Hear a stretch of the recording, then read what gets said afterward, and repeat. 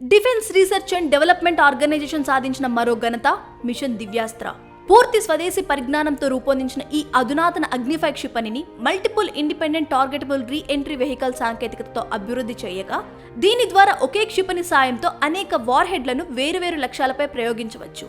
5,000 కిలోమీటర్ల దూరంలోని లక్ష్యాలను ఇది ఛేదించగలదు. ముఖ్యంగా డ్రాగన్ దేశం నుంచి ఎదురైన ముప్పును తిప్పికొట్టడానికి ఈ క్షిపణిని రూపొందించారు. ఈ క్షిపణి విజయంలో మన హైదరాబాదీ మహిళ ముఖ్య పాత్రను పోషించారు. అంతేకాదు, ఈ క్షిపణి ప్రయోగ విజయానికి ఆమె చేసిన విశేష కృషికి గాను భారత రక్షణ పరిశోధన సంస్థ ఆమెను దివ్య పుత్రిగా అభివర్ణించింది. క్షిపణి వ్యవస్థలపై పనిచేసి అగ్నిపుత్రిగా పేరుగాంచిన టెస్సీ థామస్ అడుగుజాడల్లో వచ్చిన మరో శక్తివంతమైన దివ్యపుత్రి షీనా రాణి. హైదరాబాద్ క్షిపణి కాంప్లెక్స్ కు చెందిన 57 ఏళ్ల శాస్త్రవేత్త షీనా రాణి ఈ మిషన్ దివ్యాస్త్ర ప్రాజెక్టుకు నాయకత్వం వహించారు.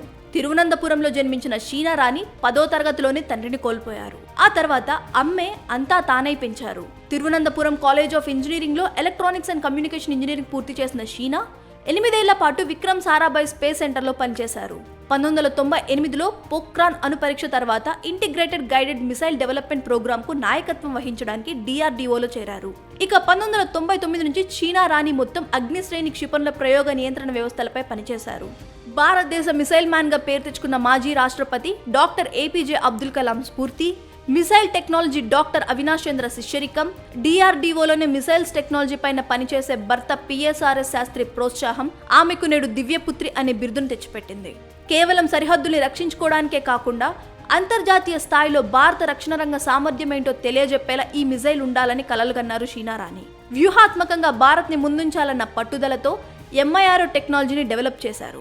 ఈ MIRO టెక్నాలజీతో అగ్నిఫై క్షిపణిని తయారు చేసి విజయవంతంగా పరీక్షించడం వల్ల ఈ సాంకేతికత ఉన్న అమెరికా, UK, రష్యా, ఫ్రాన్స్ దేశాల సరసన నిలబడింది భారత్.